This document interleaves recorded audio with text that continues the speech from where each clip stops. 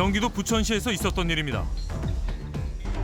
사건 당일 경찰차를 뒤따르는 차 한 대. 응급 환자를 태운 구급차였는데요.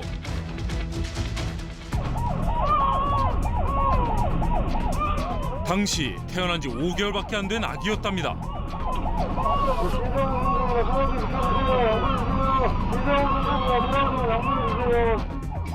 정체된 도로를 앞서가면서 길을 터주는 경찰차. 그때 구급차를 돕기 위해 나타난 또 다른 영웅. 생후 5개월 아기가 병원으로 빨리 갈 수 있게 교통 정리를 하고 구급차가 멈추지 않고 계속 달릴 수 있게 도왔는데요. 도로에서 펼쳐진 특별한 공조. 과연 그날 무슨 일이 있었던 걸까요? 당시 현장에 출동했던 교통경찰을 만나봤습니다. 오늘의 영웅 김형수 씨입니다. 그날 아침에 112 신고가 접수가 됐는데 구급대원이 5개월 된 영아가 폐동맥 질환을 앓고 있는데 호흡곤란도 오는 그 상태라 서울에 있는 병원으로 빨리 후송을 해야 된다고 하더라고요.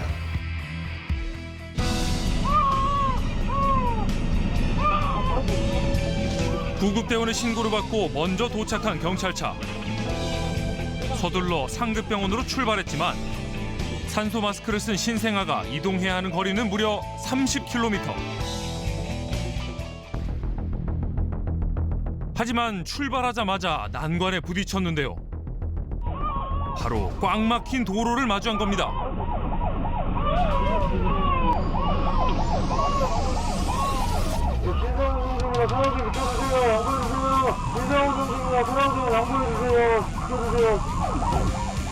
꽉 막힌 도로에서 길을 터주는 경찰차. 역주행까지 하며 아슬아슬 주행을 이어가던 그 순간 갑자기 도로에 합류한 사이드카 한 대. 공조 요청을 받고 도착한 영웅이었습니다. 구급대원하고 전화 통화할 때 아기 울음소리를 들으니까 마음이 좀 안 좋더라고요. 여기서 조치가 안 되니까 상급병원으로 가는 상황이니까 무조건 빨리 가야지 생각이 돼서 긴박했습니다. 경찰의 순찰용 모터사이클인 사이드카. 기동성이 좋다 보니 차량 사이 공간을 확보해서 구급차가 이동할 수 있게 길을 터줬는데요. 하지만 사이드카 한 대만으로는 부족한 상황. 잠시 후 교차로를 지나자 두 번째 사이드카가 합류합니다. 연이어 세 번째 사이드카까지 등장하며 구급차를 호위하는데요. 부천에서 서울로 이동하면서 고속도로로 들어선 영웅들. 그렇게 얼마나 달렸을까? 다시 시작되는 고속도로 정체. 정체가 잦은 이유가 있었답니다. 제가 7월 29일이니까 여름 휴가철이 막 시작됐던 첫 주이기 때문에 평상시에도 좀 정체되는 구간인데 도로가 상황이 상당히 안 좋았습니다. 갓길로 이동할 수 있게 길을 터보는 사이드카 교통경찰. 그 뒤를 구급차가 신속하게 따르며 모두가 고군분투하는데요. 처음에 아기 울음소리가 좀 들렸는데 점점 이제 아기 울음소리가 안 들리는 거예요. 계속 마음도 조급하고 빨리 가야겠다는 생각이 많이 들었어요. 식은땀도 많이 나고요. 앞서가던 사이드카 경찰이 맞은편 차량 통행을 잠시 막으면 구급차가 안전하게 길을 건너는데요. 모두가 한마음 한뜻으로 긴박했던 순간 터널에서도 교통정리를 도와준 덕분에 중간 지점인 여의도까지 오는데 걸린 시간 단 20분. 하지만 서울의 교통 상황 역시 좋지 않자 영웅은 걱정이 앞섰답니다. 저희 3명이서 서울 시내를 빠져나가기는 조금 부담이 되고 또 정체 구간이 예상이 돼서 서울경찰청에다가 공조 요청을 하게 됐습니다. 부천에서부터 달린 세대 사이드카. 서울 진입 후 공조 요청을 받은 서울 소속 사이드카 2대가 추가로 합류했는데요.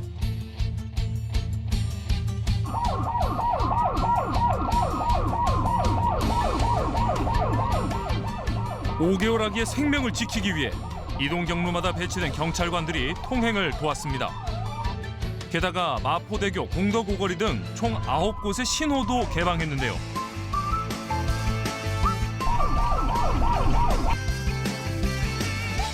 응급센터로 갑니다. 응급센터. 서로 응급실로 갑니다. 응급실. 마침내 서울에 있는 병원에 무사히 도착. 생후 5개월의 아이는 곧바로 응급실로 이송됐는데요. 1시간 30분이 걸리는 거리를 40분 만에 도착한 건 영웅들 덕분이었다고요.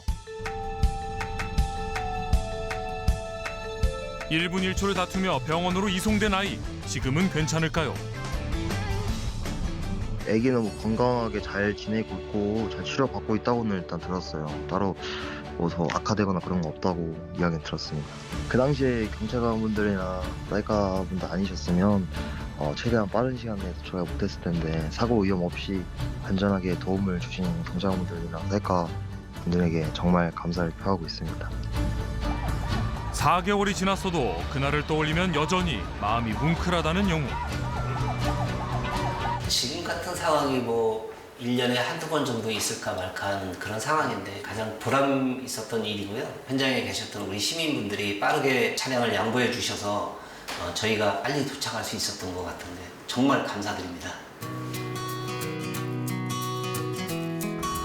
사이드카를 탄 영웅의 활약은 또 있었는데요. 안녕하세요.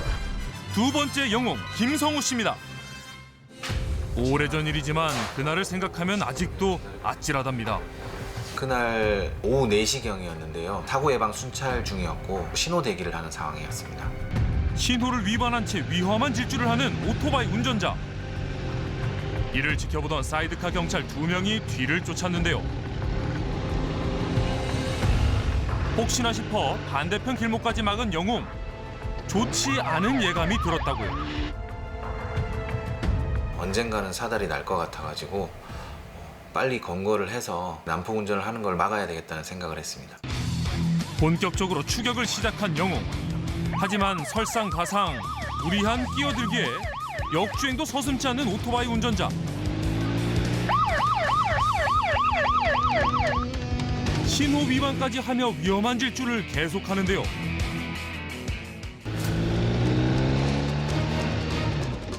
급기야 8차선 도로까지 가로질러 도망가는 상황. 위험천만한 모습을 목격한 순간 영웅은 결단을 내렸답니다.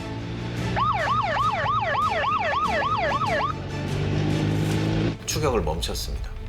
추격을 멈춘 이유가 있었다고요. 위반이 반복되다 보니까 경찰관인 저도 그 안전이 보장이 되지 않고 계속 추격을 하다가는 큰 사고로 이어질 수 있겠다는 그런 판단이 들었습니다. 그러면 그 운전자는 어떻게 됐어요? 이번에 추격을 했던 운전자는? 저희가 그 오토바이 헬멧에 바디캠이 부착이 돼 있어가지고요. 오토바이 번호판을 식별해가지고 운전자를 찾을 수 있는 방법이 있습니다. 당시 영웅의 보디캠에 찍힌 번호판. 가장 가까이 촬영된 영상이 그 단서가 됐는데요. 이후 경찰청 내부 프로그램을 이용해 화질을 개선 후 분석한 결과 오토바이 번호판을 확인할 수 있었다고요. 난폭 운전으로 처벌받게 되면 발생한 위반 행위에 대해서 벌점을 부과하게 돼 있는데요. 벌점이 총 235점이 부과가 됐습니다. 해당 오토바이 운전자가 위반한 법규들. 면허 취소에 해당하는 벌점보다 2배가량 더 많은 벌점을 받았고요. 결국 운전면허가 취소됐다는데요. 단순하게 그 법규를 위반했을 때는 계도로 끝날 수 있는 문제를 혹시나 도주하다가 난폭 운전에 해당이 되게 되면 형사처벌까지 받을 수 있기 때문에 가중처벌됩니다. 그래서 작은 법규도 반드시 지키는 그런 사회가 됐으면 좋겠습니다.